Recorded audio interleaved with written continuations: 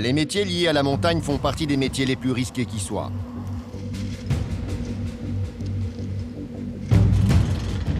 Parmi eux, le métier de cordiste. Les accidents sont rares, mais lorsqu'ils surviennent, ils sont souvent mortels. On déplore une vingtaine de décès par an en France.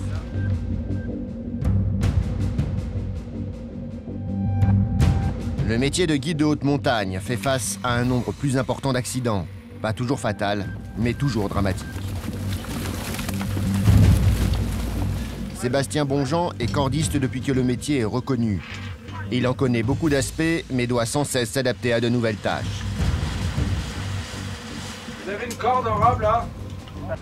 Quand je me suis retourné, il n'y avait plus personne. Donc il y a eu une chute, pour une raison que je n'ai pas encore pu expliquer. Gérard Ottavio est président du bureau des guides de Val-Tournanche. Il a perdu l'un des siens l'année dernière. Les clients, eux, ont survécu. Elle n'a pas réussi à se sauver et nous l'avons perdue.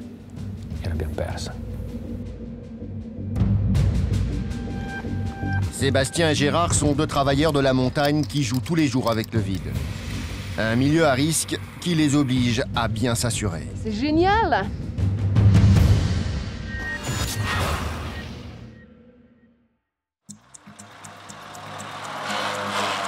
Nous sommes au début de l'été, et pour Sébastien, c'est la reprise.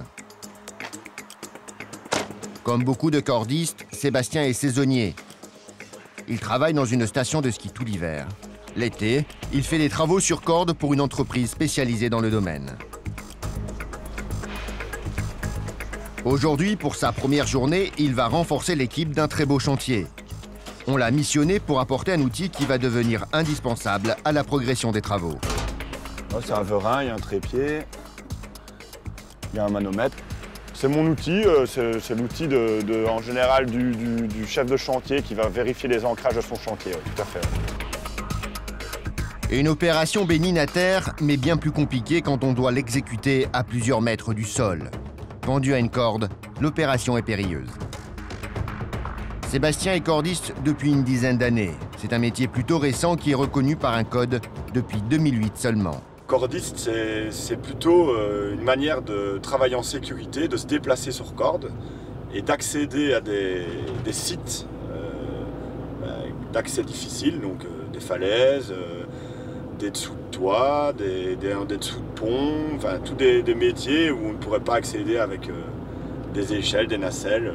La corde en fait est vraiment un aspect sécurité et un aspect de déplacement. C'est un moyen d'accès au chantier, on va dire ça. Aujourd'hui, Sébastien se rend en Italie via le tunnel du Mont Blanc. Il est attendu par Richard, son chef de chantier. Rendez-vous de l'autre côté du tunnel, car l'accès au site est plus court par l'Italie. Bonjour Richard. T'as le matos? Salut. Ouais, j'ai le verin, ouais. Ouais, j'ai le verin. Aujourd'hui, c'est une journée d'héliportage de matériaux, une aubaine pour Sébastien qui va utiliser ce moyen pour se rendre sur le chantier. Ça va pour aller au boulot, non? Ah ouais, y a pire, hein. Y a pire. Sébastien se rend sur un lieu de travail à près de 3400 mètres d'altitude. Un chantier sur le toit de l'Europe. C'est là le chantier? Ouais. On va poser sur le glacier. Ce chantier est destiné à renforcer le soubassement de l'arrivée du fameux télécabine de la traversée des glaciers.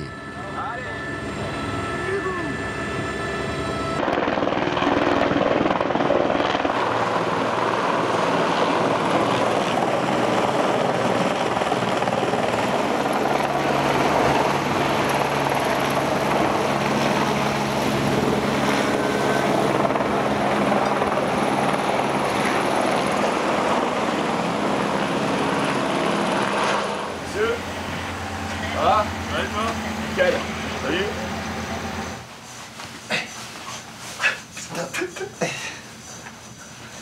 Donc là on va mettre le baudrier, le harnais. Donc c'est un harnais de sécurité avec des bretelles. Tu mettras ton ASAP, s'il te plaît. Ouais, ouais.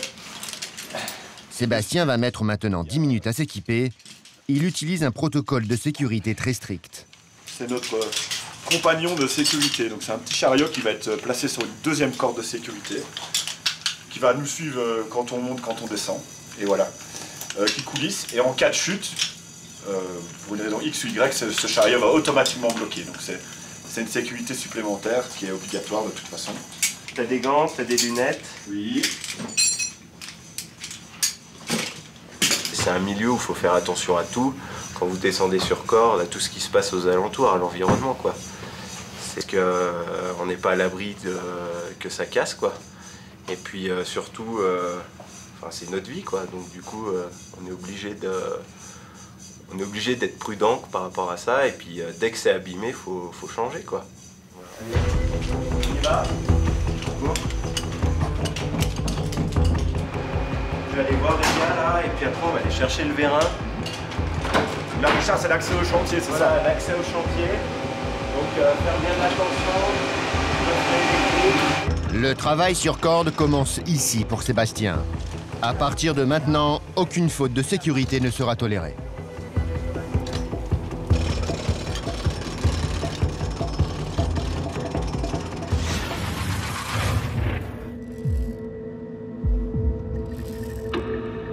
Une belle journée d'automne commence dans la vallée la plus réputée d'Italie. Gérard a rendez-vous avec un client pour profiter de cette météo clémente et l'entraîner à gravir l'un des sommets les plus mythiques des Alpes. Nous allons faire une via ferrata avec un ami à moi qui désire vraiment un jour escalader le Cervin. En montagne, les clients restent assez rarement de simples clients. C'est une question de rapprochement créé par un environnement et une aventure exceptionnelle. Le rapport qui se crée après avoir été un peu en montagne devient automatiquement un rapport d'amitié. Parce que partir en montagne crée forcément du lien. Au-delà du fait que l'on soit lié par une corde, souvent, presque tout le temps, ça dépend de ce qu'on va faire, mais il s'instaure vraiment un rapport de confiance qui est réciproque.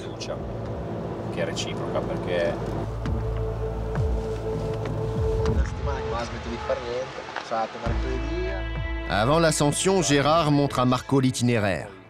La falaise est très verticale, c'est l'endroit parfait pour appréhender le vide.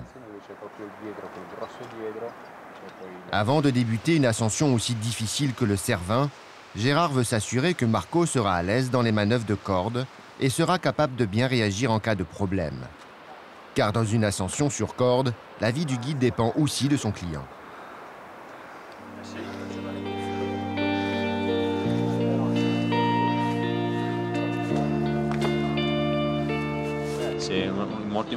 C'est très important aussi car aujourd'hui c'est une première journée d'approche avec un test sur la via ferrata et qui permet de commencer déjà à nous comprendre, moi et le client, et nous commençons à trouver cette symbiose. Il y a la gestion de la corde entre le guide et le client, et donc même sur une voie de montagne classique, on a déjà essayé l'accorder, et ça c'est une bonne chose.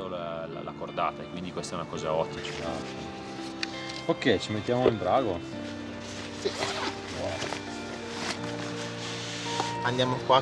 Nous venons ici car on dit que c'est très exposé et très vertical, alors nous allons tester ma résistance.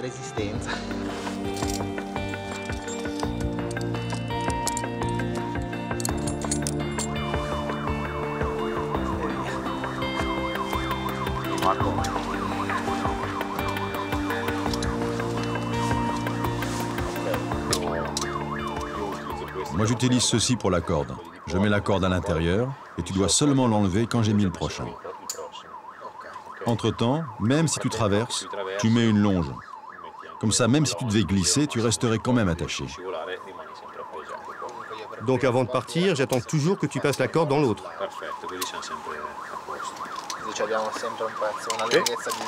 Perfetto, sì. Les dernières consignes transmises et c'est parti pour une ascension de 3 heures. 3 heures durant lesquelles il faudra garder une vigilance de tous les instants. Là, c'est une partie où la roche est glissante, à cause des passages répétés. Après la partie très glissante, Gérard et Marco vont en attaquer une particulièrement verticale. C'est le passage le plus dangereux et c'est surtout dans ces moments-là que la corde est indispensable.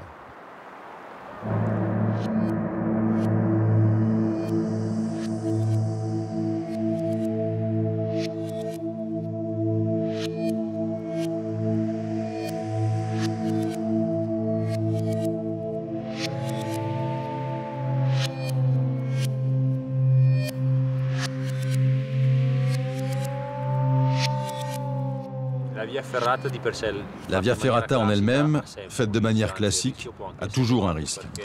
Le risque peut même être très élevé, car en cas de chute, ce qu'on appelle le facteur de chute est très élevé.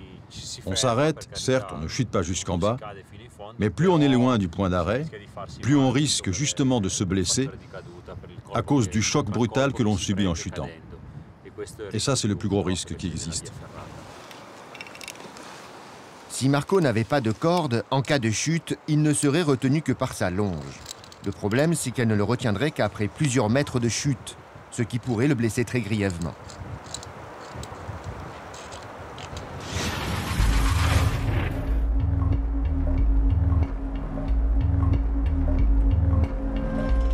Sébastien s'apprête à descendre sur corde. Sa mission, tester le premier forage d'ancrage. Il ne doit jamais se déplacer sans doubler toutes ses sécurités. Là, j'ai placé mon descendeur, pour lequel je vais faire une clé pour le moment. Je vais verrouiller le temps de me délonger. Il y a toujours une appréhension, mais l'appréhension, elle passe très vite. On arrive sur le chantier avec l'expérience, on a vite évalué les risques. Sur un chantier ici qui est quand même très confiné, qui est quand même petit, c'est une petite zone. Chose importante, ce petit nœud là au bout de la corde, c'est pas du tout fait par hasard, c'est un petit nœud d'arrêt. Si jamais, pour une raison X ou Y, ça nous arrivait qu'un de nos appareils de descente ou de montée glisse sur la corde, c'est un nœud qui nous arrête et qui évite d'aller au bout de la corde et donc de filer en bas.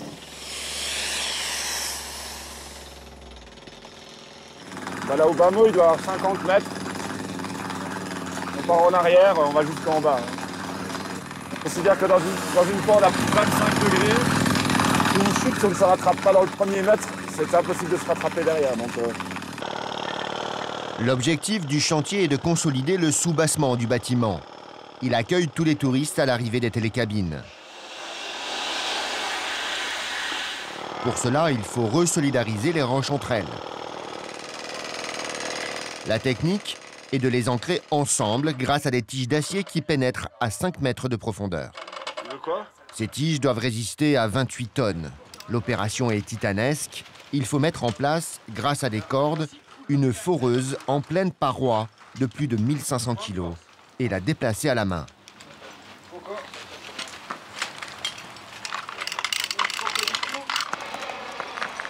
Les risques d'un tel chantier n'exposent pas que les cordistes. 50 mètres plus bas, des randonneurs sont entrés dans un périmètre dangereux. Ils sont sortis du chemin et peuvent se prendre à n'importe quel moment des pierres sur la tête. Passe par en bas. Tienila nelle cuffie. It's close. Je vais tourner sur un 5000. Le vérin qu'a apporté ce matin Sébastien va exercer par pression le poids de 28 tonnes sur les tiges d'acier. L'opération est obligatoire. Toutes les tiges vont être testées et un rapport de conformité devra être fourni aux autorités. Suspendu à une corde, la manipulation est difficile. On a dû s'y reprendre à 3 fois à zéro. Pourquoi? Parce que le terrain il s'est tassé, comme tu peux le voir là, Pascal. Le terrain il est descendu en fait. Donc plutôt que ce soit qu'on tire sur la barre, c'est le terrain qui descend. Donc forcément c'est totalement faussé. Donc on a dû repartir à zéro, resserrer le verin pour repartir sur quelque chose de stable et de remettre à zéro. Donc là en l'occurrence, on est à 10 tonnes Richard, c'est ça? Là on est à 10 tonnes. Donc là on a tiré à 10 tonnes et la barre a bougé de 0,02 mm, c'est-à-dire à rien du tout. Donc pour le moment on est tout à fait serein. Bon, c'est bon. Voilà. En sachant qu'on doit aller à 28 tonnes. On n'a pas bougé. Ça devrait bien se passer, on n'a pas bougé. Ça va mettre en pression. Et on lâchera, on serrera les coups. Voilà, c'est ça. En fait, ça se fait en plusieurs fois. C'est parti.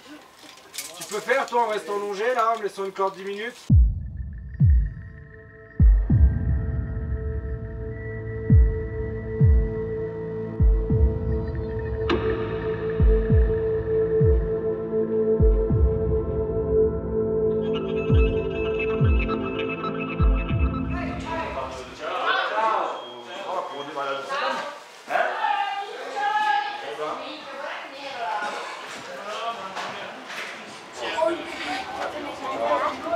Panoramique. Sébastien va passer une semaine sur le chantier. La plupart du temps, les cordistes sont en grand déplacement, loin de chez eux. Alors, pour plus de confort et de solidarité, ils se retrouvent dans un même logement et partagent les mêmes repas. Une bonne occasion pour chacun de raconter ses expériences. Il y en a eu des sueurs froides, oui. Des rappels qui descendent plus vite que prévu, ou des choses qu'on fait qui se passent très bien et qu'avec un peu de recul, on se dit, oula, mais c'est... J'aurais pas dû faire ça, c'était tendu. Voilà. Parce qu'on a beau être vigilant, on a beau être expérimenté, on reste des humains et puis on peut toujours faire des erreurs. Voilà. J'avais fait un rappel italien et du coup, je savais plus sur quelle corde remonter et puis du coup je suis arrivé en haut et heureusement, j'avais les deux, j'étais monté sur les deux cordes et puis j'étais monté sur la mauvaise quoi. Et du coup tout le long, j'ai bien eu peur. En aiguille, au début... Les statistiques en travaux sur corde, c'est minime par rapport aux accidents, mais c'est fatal. On en a eu l'expérience aussi avec Seb. Hein. Il y a quelques années, Sébastien a lui-même vécu une histoire dramatique dans son métier. C'était un chantier qui se situait dans le Val de Fier, donc dans la région de l'Ain. On était deux et puis... J'étais occupé à faire quelque chose, à faire une manipulation de déplacement d'une machine de forage. Et puis, quand je me suis retourné, il n'y avait plus personne. Donc, il y a eu une chute pour une raison que je n'ai pas encore pu expliquer personnellement. Personne n'a pu expliquer vu qu'il n'y avait personne d'autre. Voilà. A priori, voilà. Un accident, un tragique accident.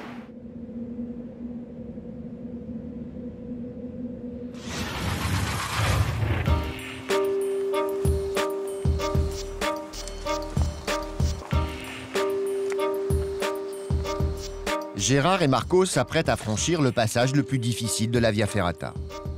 Il est déversant et demande de bien utiliser la force de ses bras. Gérard briefe Marco pour ne laisser aucune chance aux mauvaises surprises. Un petit conseil que je peux te donner, essaye de te tourner un petit peu sur le côté.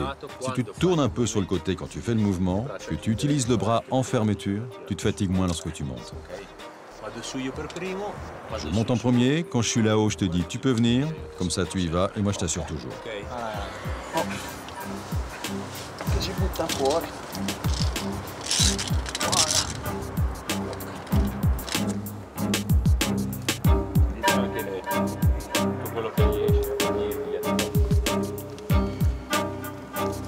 È fisica, ma un po' di tecnica, un po' di strapiombo.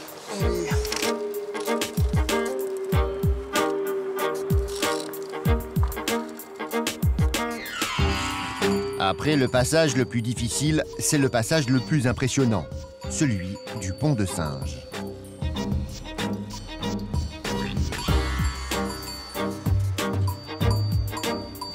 À peine arrivé, c'est au tour de Marco de se présenter. Les pas doivent être précis et assurés sur le câble d'acier suspendu en haut du vide.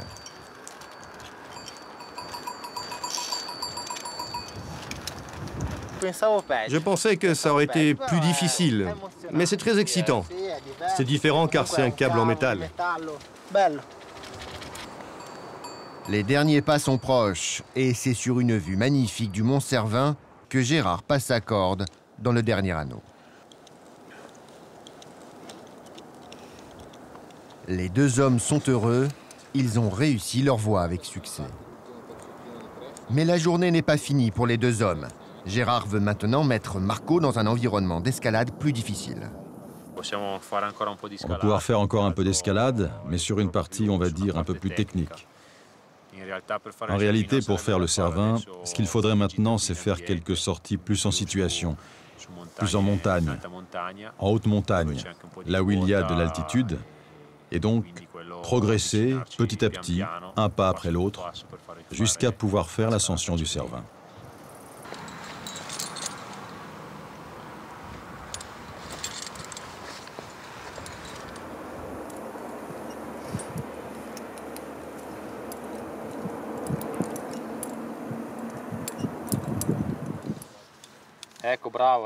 Oui, bravo. Là, tu pourrais passer un peu plus à ta gauche. C'est plus simple, Marco. Bravissimo, così. Ce que nous faisons là, c'est déjà de l'escalade sportive. On appelle ça comme ça. Et c'est une étape indispensable. Parce que, bon, on est toujours en sécurité, bien sûr, avec la corde, mais le terrain permet d'être un peu plus technique. On apprend à escalader, à se positionner correctement, mais toujours en sécurité. À cette hauteur, sans corde, on ne peut pas grimper. Ça deviendrait beaucoup trop risqué. L'avantage de prendre un guide quand on est client est évidemment qu'il est en premier de cordée. C'est lui qui ouvre la voie et prend les plus grands risques de chute. Pour le second de cordée, les risques sont minimes, puisqu'il se retrouve en cas de chute tout de suite retenu par la corde. C'est beaucoup plus simple, beaucoup plus serein, aussi pour le mental. Il y a la corde là-haut et avec la corde, tout est plus facile. C'est au tour maintenant de Marco de terminer la voie. Gérard n'est pas passé par l'endroit le plus facile, mais c'est volontaire. Comme ça, il rencontre un peu de difficultés. Alors il se peut qu'ils doivent se débrouiller un peu pour réussir à passer, à bien utiliser les pieds. Ok Marco, c'est quand tu veux. Pour Marco, la partie ne va pas être simple. Mais grâce à Gérard, il est en confiance. Et ça, c'est particulièrement important pour sa future course en montagne. Ici, la difficulté technique est plus élevée que sur le Cervin. Il sera donc bien préparé. Occhio!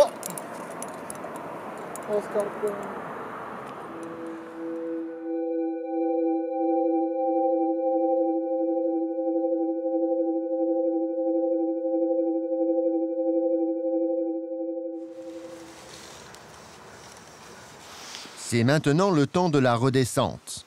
Là encore, il va falloir faire entièrement confiance à son guide pour se laisser suspendre dans le vide au bout d'une simple corde.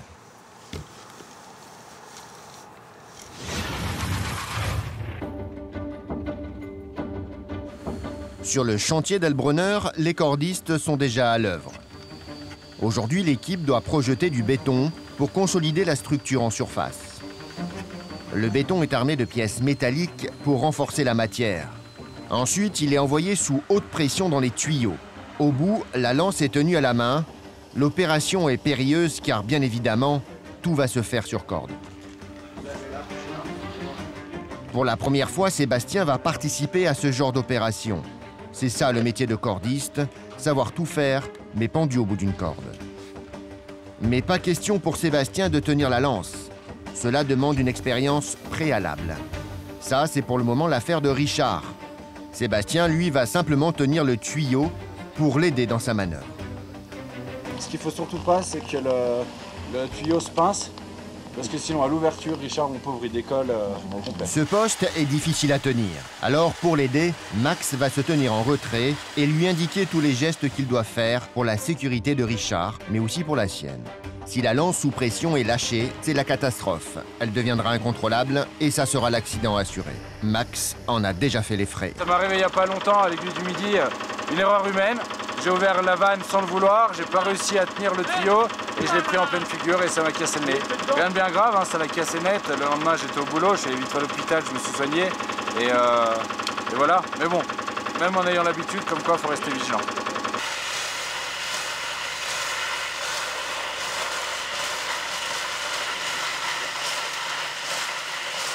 Il faut aussi être conscient que, comme d'autres métiers, que l'accident, que le risque nul, zéro n'existe pas et qu'il peut arriver quelque chose. Il faut en être conscient tous les jours. Voilà, il ne faut pas ignorer ça et faire abstraction de ça. Le métier de cordiste combine les dangers du déplacement sur corde avec les dangers liés aux travaux du bâtiment. Ici, on peut même dire que le mélange des deux est explosif. Chaque incident peut être source d'accident.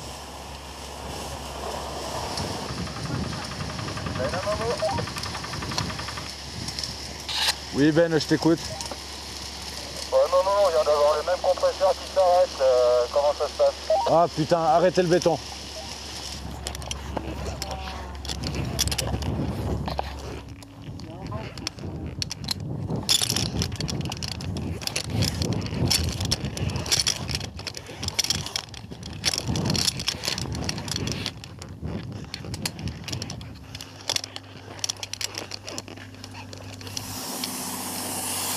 Arrête l'autre là, s'il te plaît. Ferme la vanne. Et là, il a l'air de chauffer. Je pense que non. Tu vois le bruit qu'il fait quand il essaie de démarrer? Ah, il fout grave noir. Je crois que je vais appeler le mécano quand même, parce que ça va passer mes compétences à un moment là. Tu le remets. On va pas se faire péter comme ça. Faire toujours très attention aux tuyaux d'air, c'est pour ça qu'ils ont des sécurités comme ça. Faut pas oublier que c'est un 9 bars à l'intérieur et que si un tuyau se décroche quand on passe ou une erreur de manipulation, on peut la prendre sur nous et des cas de blessure dans ces cas-là, c'est l'erreur très bête. Ça arrive super facilement, il faut vraiment y faire attention. Mais le compresseur ne veut rien savoir. Impossible de le redémarrer. Pour aujourd'hui, toute l'équipe est bloquée.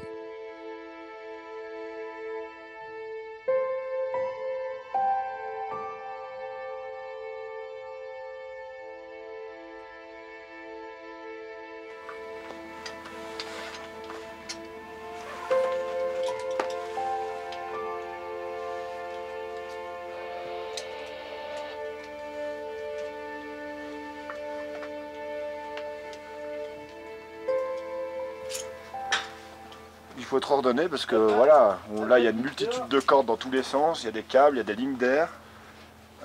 Si on commence à mettre tout dans le désordre, et que chaque matin on met une demi-heure à défaire les nœuds et les cordes, eh ben on n'avance plus. C'est accidentogène aussi. C'est accidentogène, exactement, parce qu'on ne se rend plus compte sur quoi on est pendu, sur quoi on est accroché, c'est comme ça qu'on se trompe de brin.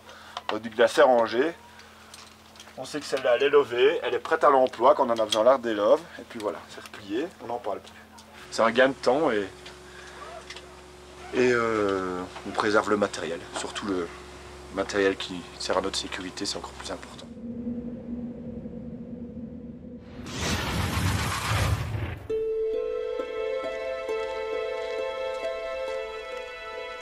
L'hiver est précoce dans la vallée d'Aoste. Nous sommes à peine en automne et il neige déjà abondamment. Buongiorno. Alors, pour Gérard, il n'est plus possible d'emmener qui que ce soit en montagne. C'est sûr, il faut savoir renoncer, changer de sortie ou faire autre chose. C'est certain. Mais il faut vraiment prendre des décisions en toute sérénité et dire non, aujourd'hui on fait rien, on renonce, on essaiera une autre fois. Ça fait partie de l'alpinisme. Marco vient alors rendre son matériel. L'escalade, c'est fini pour la saison. Une décision qu'il accepte sans regret. De toute façon, la montagne est là, personne ne va la déplacer. La prudence doit toujours rester de mise quand on est un alpiniste et encore plus un guide. Gérard le sait mieux que quiconque, il a perdu une collègue l'année dernière. Simona Oské exerçait son métier de guide depuis 4 ans. Elle s'est fait emporter à peine 30 ans. Ça, c'est le livre sur l'histoire des guides du Cervin. Et là, c'est un texte tiré du carnet intime de Simona, dans lequel elle écrit « J'ai choisi l'alpinisme car on est seul face à soi-même, pour faire le vide à chaque pas accompli, pour être libre à chaque instant.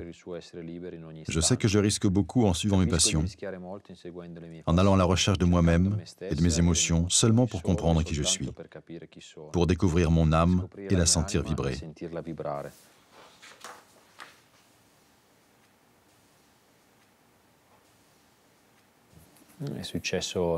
Ça s'est passé en hiver, c'était l'un de nos guides, la seule guide femme, et aussi la première à faire partie de l'histoire de la Société des guides du Cervin.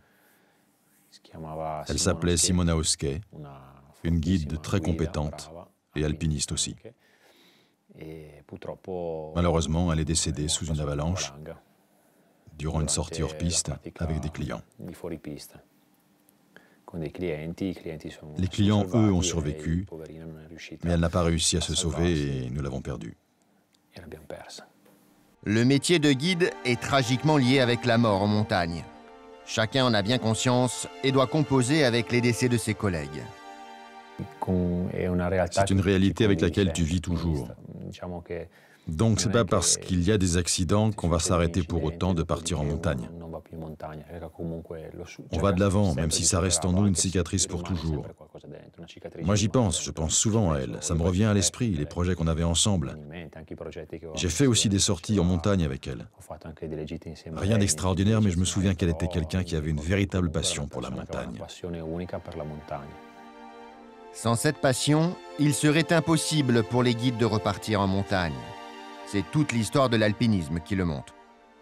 À l'étage du bureau des guides, un petit musée est consacré aux Cervins. Et là encore, son histoire s'est écrite dans le sang.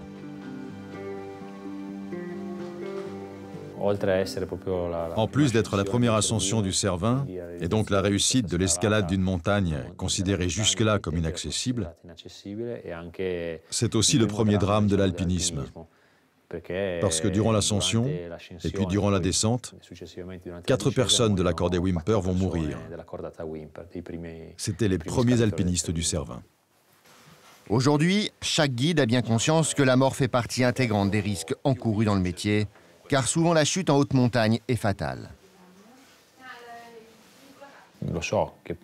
Je sais que peut-être un jour je pourrai ne pas rentrer à la maison. Ma femme aussi le sait. Mes enfants sont encore trop jeunes, ils ne peuvent pas encore comprendre tout ça. Si demain mon fils voulait suivre ce chemin, je lui dirais d'être le plus vigilant possible, mais je ne pourrais pas lui dire de ne pas le faire.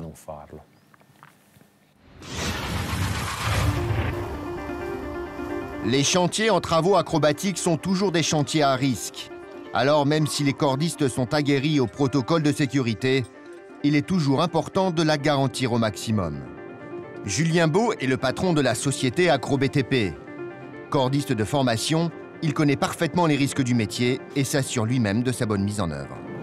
Aujourd'hui, c'est important de faire le tour des chantiers pour veiller un petit peu l'aspect sécuritaire, parce qu'ils ont quand même une pression de productivité, on va dire, régulière. En même temps, faut les protéger, quoi.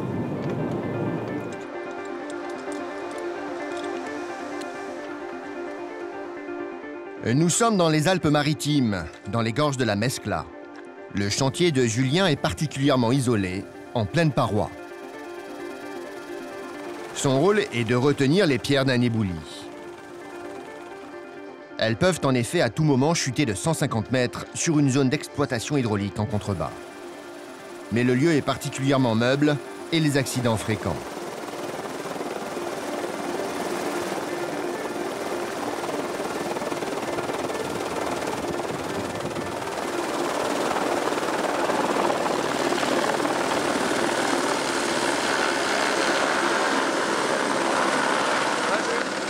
Il y a eu déjà pas mal d'accidents dernièrement, là, historiquement, là, ça fait des années qu'ils font des travaux accro.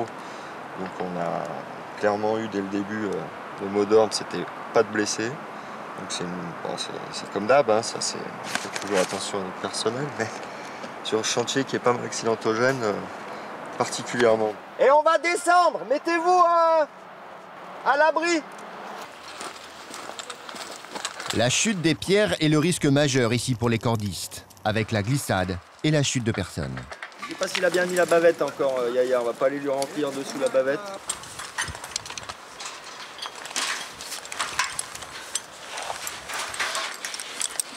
Il y a quand même du danger. Ben oui, il y a quand même il y a un peu de gaz, quoi.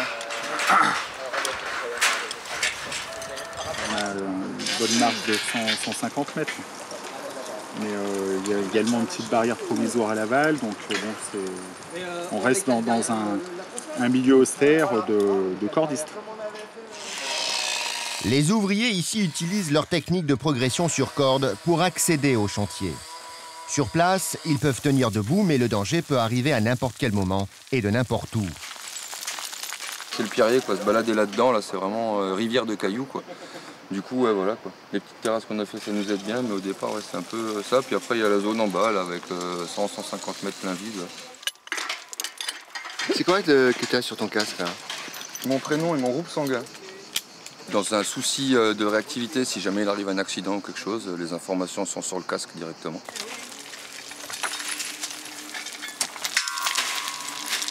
Attention à toi, Jay. Disons qu'après, ça va être le risque naturel qui va rentrer en jeu, mais techniquement, on fait tout pour que justement il n'y ait pas ce drame qui arrive. Hein.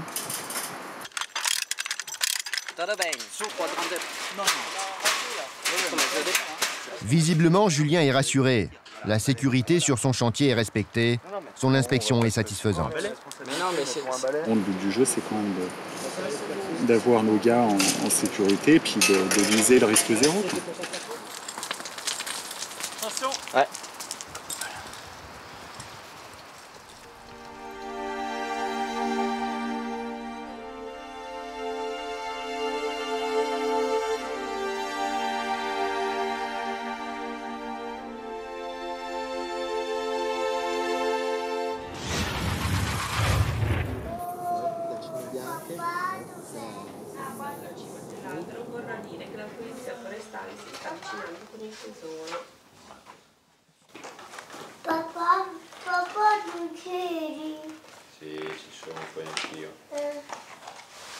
Retour avec Gérard. Ce matin, il se prépare à un événement qui n'a lieu que tous les 2 ans.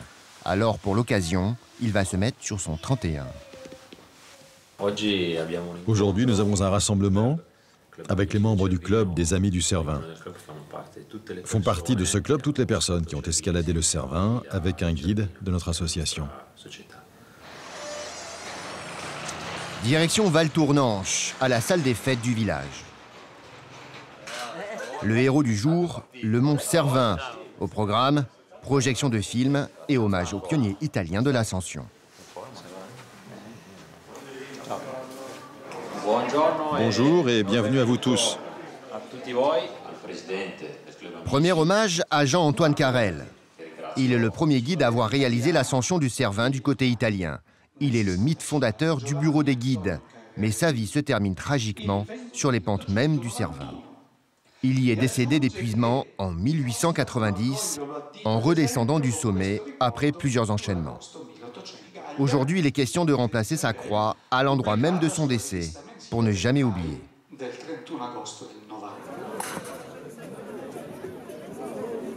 La tradition en Italie est quelque chose de fondateur. Elle montre ici le respect pour le métier de guide. Pour moi, c'est très important car ça fait partie de la tradition.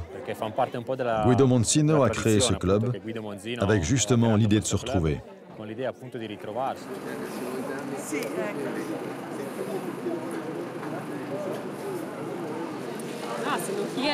Je suis fière de lui, de ce qu'il fait. Mais comme je disais tout à l'heure, c'est un métier plutôt dangereux. Donc quand il part, il y a toujours un peu de peur.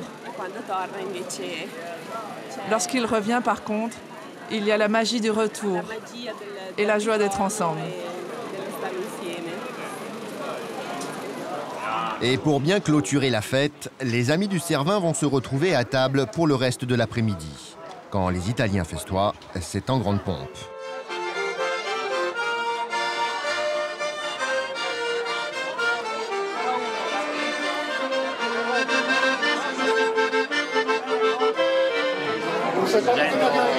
Je vous présente mon ami Hervé Barnas, qui est guide alpin du Cervin et alpiniste.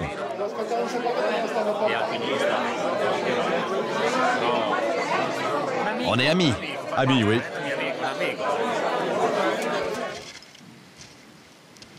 Hervé Barnas est le guide du bureau de la vallée d'Aoste, le plus doué de sa génération. Hervé a réalisé de nouvelles voies, notamment sur le Cervin avec son père, lui aussi guide de la vallée d'Aoste. Puis il a enchaîné avec des solitaires, la façon la plus difficile et surtout la plus risquée de réaliser des itinéraires en montagne. Le secret d'un alpiniste, si on regarde les alpinistes qui ont réussi à vieillir, je veux dire Bonatti, Messner et d'autres, est toujours dans le fait de chercher à comprendre quand est-ce que tu es en mesure de dépasser tes limites sans risquer ta vie. Et de chercher à le faire le moins possible. Parce que lorsque tu t'exposes à des risques trop importants, comme à la montagne, tout n'est jamais sous contrôle. Et donc, un accident peut se produire d'un moment à l'autre. En tant qu'alpiniste, j'ai déjà pris des risques et je me suis fait très peur. Hervé s'est retrouvé au Pakistan en tant qu'instructeur pour les guides locaux. Et lors d'une ascension d'une cascade de glace, tout a failli basculer.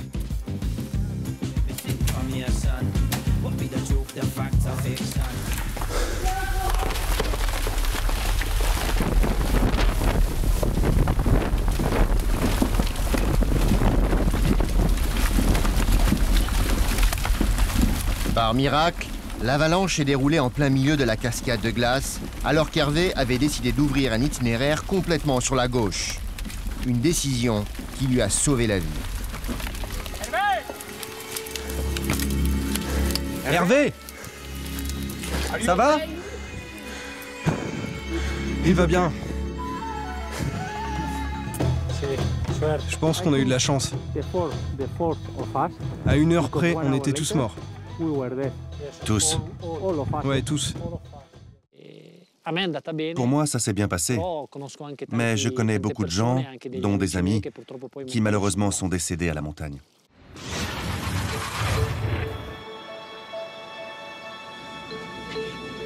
Aujourd'hui, Sébastien a été mandaté par son patron pour prêter main forte sur un autre chantier. Il ne va pas être déçu, c'est le plus haut d'Europe, sur l'aiguille du Midi elle-même, à 3842 mètres d'altitude. Un nouveau chantier et de nouveaux cordistes l'attendent. C'est bien. Une nana dans notre métier, c'est bien. Bon, on se connaît depuis de longues dates, donc du coup, voilà, ça va. C'est combien de temps? Hein? À peu près 13 minutes. 13. Voilà, c'est le principe du métier. On a la même couleur, donc c'est bon, voilà. On se connaît déjà. C'est le principe du métier, ouais, c'est exactement ça. C'est-à-dire? Ouais, de découvrir de nouvelles têtes un peu tout le temps, et puis de découvrir des endroits aussi. Découvrir des endroits, ouais, c'est vrai. Des endroits assez sympas en général quand même. En l'occurrence, celui-là va être plus que sympa.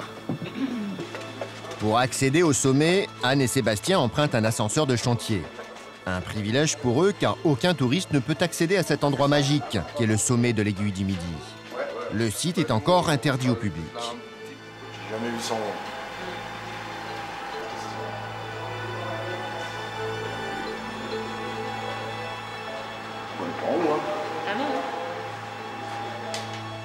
Aujourd'hui, Sébastien va donc faire équipe avec Anne, une alpiniste qui a fait partie de l'équipe de France d'Alpi. Leur mission du jour, nettoyer les parois vitrées du pas dans le vide, qui doit bientôt réouvrir. Et c'est pendu à 3842 mètres qu'ils vont devoir œuvrer. À cette hauteur, il faut mieux être bien accroché. Donc évidemment, on verrouille, hein, toujours. De toute façon, qu'il y ait 10 mètres ou 1000 mètres, après, il ne faut pas tomber, donc c'est pareil, c'est la même vigilance. C'est le boulot, hein? C'est le boulot, voilà, ça c'est le quotidien.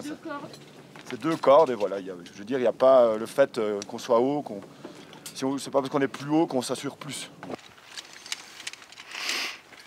Après avoir aidé à projeter du ciment en parois, voilà Sébastien, simple laveur de vitres. Voilà. Il faut savoir tout faire en fait, hein. C'est là où on rejoint bien que le cordiste, c'est pas un métier, on résume bien, la corde, c'est vraiment notre moyen d'accès. Bah moi je suis pas d'accord avec toi. Non, sinon un guide, il est quoi alors? Il se balade, il est sur corde. Il y a la manipulation des cordes, c'est vrai. Bah non, voilà, mais hein. il y a surtout je m'exprime mal. C'est comme je disais mardi, on peut être cordiste maçon, on peut être cordiste charpentier, on peut être cordiste laveur de vitres. C'est de la polyvalence. C'est de la polyvalence, voilà. Je me suis mal exprimé, j'ai d'ailleurs été repris très justement par Anne. Ouais. Non, mais ça fait partie du métier. Moi, je suis pas d'accord avec ceux qui disent que c'est pas un métier. C'est un métier à part entière. Et ce qu'il faut, c'est réussir à joindre les deux. Joindre les deux, quoi. C'est ça qui est compliqué.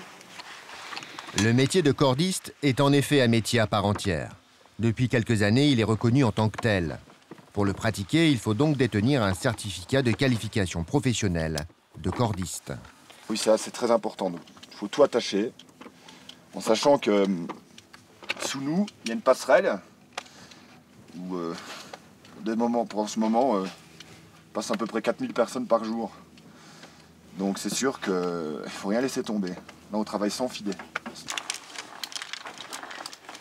Anne et Sébastien ont préparé leur amarrage en vérifiant scrupuleusement l'un et l'autre leur assurage respectif. C'est génial! Bon là, je devrais être pas mal là. Cette fois-ci, Sébastien va devoir se mettre plein vide.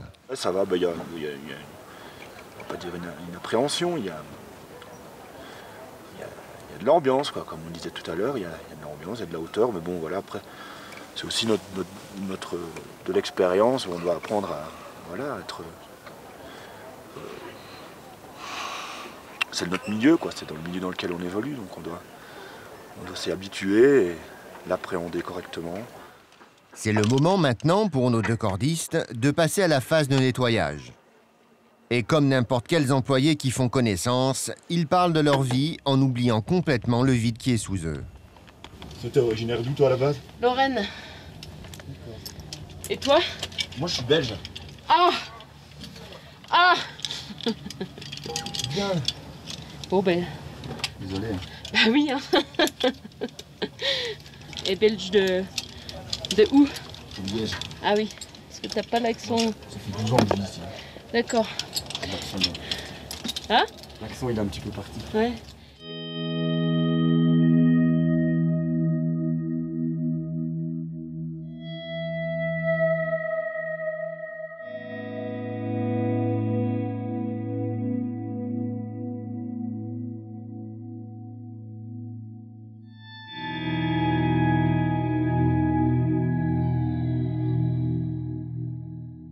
C'est pas tous les jours comme ça, hein.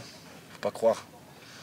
Mais c'est ces journées-là qui font justement qu'on aime ça, qu'on continue.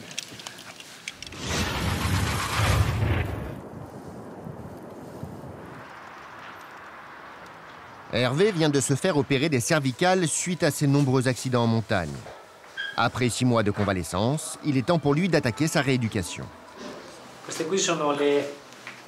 Là, les cicatrices au genou. Celle-ci et celle-là.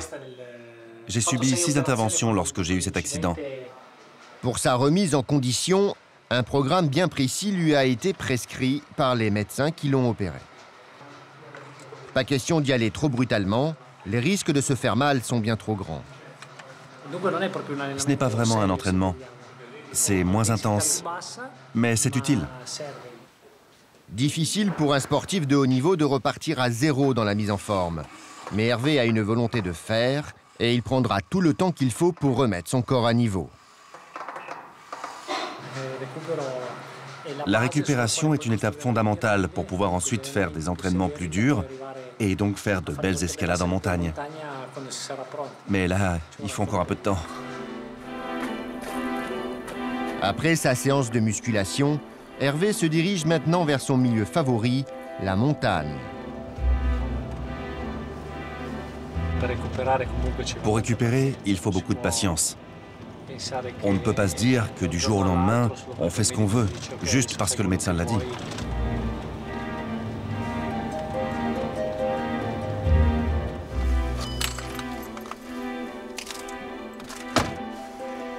Hervé doit se rééduquer avec patience.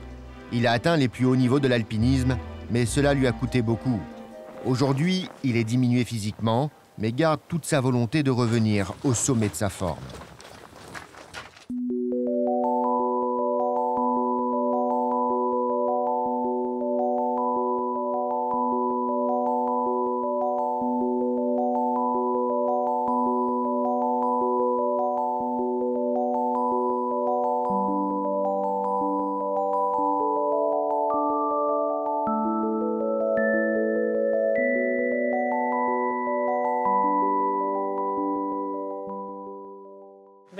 Bien, bien. C'est pas mal. On recommence à se bouger, donc tout va très bien. Il faut un peu de temps, mais bon. Et puis avec la neige, tout est beau. Moi, j'aime l'hiver. Je suis né le 21 décembre. Aujourd'hui, Hervé rêve de reconquérir les sommets les plus difficiles de la planète et surtout pouvoir faire partager cette passion. Un métier qui pour lui est le plus beau au monde, même s'il représente d'énormes risques pour sa propre vie.